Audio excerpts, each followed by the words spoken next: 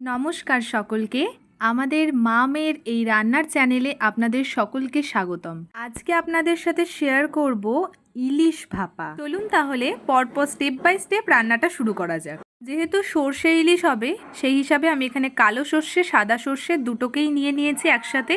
আর তারপর কালো সর্ষে আর সাদা সর্ষের মধ্যে একটুখানি জল দিয়ে কিছুক্ষণের জন্য ভিজিয়ে রাখবো। ইলিশ মাছগুলো বাজার থেকে কিনে আনার পর আমি বাড়ি এসে আবারও একবার ভালো করে আঁশ ছাড়িয়ে নিয়েছি। আর তারপর ভালো করে পরিষ্কার করে ধুয়ে নিয়েছি। ইলিশ মাছগুলো ধুয়ে পরিষ্কার করে নেওয়ার পর এখন আমি এর মধ্যে দিয়ে দেব পরিমাণ মতো হলুদ গুঁড়ো। আর তারপর আমি এর মধ্যে এখন কাঁচা সর্ষের তেল মিশিয়ে দেব। হলুদ আর তেল তো দিয়েই দিলাম, দেখতেই পেলে কাঁচা সর্ষের তেল। এখন ভালো করে ইলিশ মাছগুলোর মধ্যে আমি সর্ষের তেল আর হলুদগুলো ভালো করে মাখিয়ে নেব।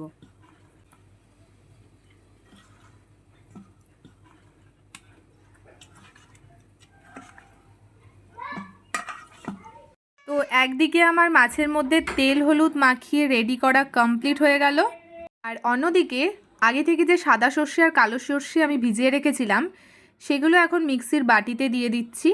একদম সমস্তটাই একসাথে দিয়ে দিচ্ছি। এবার আমি এটাকে ভালো করে পেস্ট করে নেব। শুধু এটা না, এটার সাথে আমি আরও একটুখানি দু চারটে মতো কাজু বাদামও দিয়ে দিচ্ছি যাতে টেস্টটা আর একটু বেড়ে যায়। আর তার সাথে আমি 4-5টা মতো কাঁচা লঙ্কা, যেটা লাল লঙ্কা আর সবুজ লঙ্কা দুটোই ছিল, সেটাও আমি দিয়ে দিলাম। দিয়ে তার মধ্যে কিছুটা পরিমাণ হলুদ গুঁড়ো দিয়ে দিলাম। এখন দেখতেই পাচ্ছ মিক্সিতে পেস্টটা কিন্তু করা হয়ে গেছে।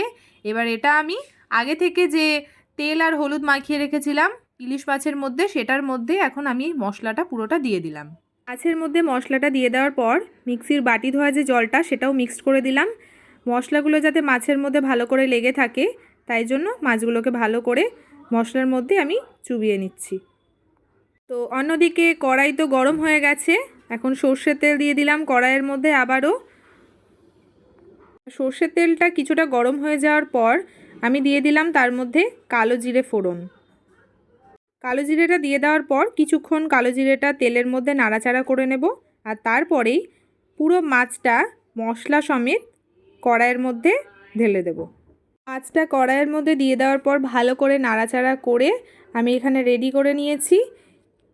এরপর আমি দিয়ে দিলাম এর মধ্যে স্বাদ মতো নুন। প্রত্যেকটা মাছের মধ্যে যাতে ঝোলটা ঢোকে তাই জন্য খুন্তি দিয়ে ভালো করে মাছগুলোকে ঝোলের মধ্যে চুবিয়ে চুবিয়ে দিচ্ছি। আর এখন দেখতে পাচ্ছ ঝোলটা কিন্তু একটু একটু করে ফুটতে স্টার্ট করেছে। তো আমি এখন একটা পাতলা প্লেট দিয়ে ঝোলটা ঢেকে রেখে দেব। ঢাকনাটা তুলে দেখলাম ঝোলটা কিন্তু প্রায় হয়ে এসেছে। তো আমি এখন এর মধ্যে 3টে মতো কাঁচা লঙ্কা দিয়ে দিলাম। কাঁচা লঙ্কা দিলে টেস্টটা কিন্তু আরও সুন্দর লাগে। তো নাড়াচাড়া করে এটাই দেখলাম যে মাছের রান্নাটা কিন্তু প্রায় হয়ে এসেছে। খুব সিম্পল একটা রেসিপি আজকে আমি তোমাদের সাথে শেয়ার করলাম। তো ফাইনালি এখন দেখতেই পাচ্ছ আমার ইলিশ মাছ ভাপা রেডি হয়ে গিয়েছে। তো এখন আমি এটা একটা বাটিতে সার্ভ করে নেব। এরকমভাবে ইলিশ মাছ ভাপা তোমরাও বাড়িতে ট্রাই করো।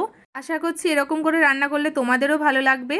তো এখন আমি একদম সব শেষে একটুখানি কাঁচা সর্ষের তেল ইলিশ মাছের মধ্যে দিয়ে দিলাম। আমার এই ভিডিওটা দেখে তোমরা অবশ্যই বাড়িতে ট্রাই করে দেখো আর তারপর কেমন লেগেছে সেটাও কিন্তু কমেন্ট বক্সে জানাতে একদম ভুলবে না।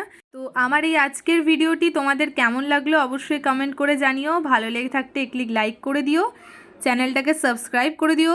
খুব শীঘ্রই আবার একটা নতুন রেসিপি নিয়ে হাজির হব তোমাদের সাথে। তো আজকের মতো ধন্যবাদ, দেখা হচ্ছে নতুন একটি ভিডিও নিয়ে।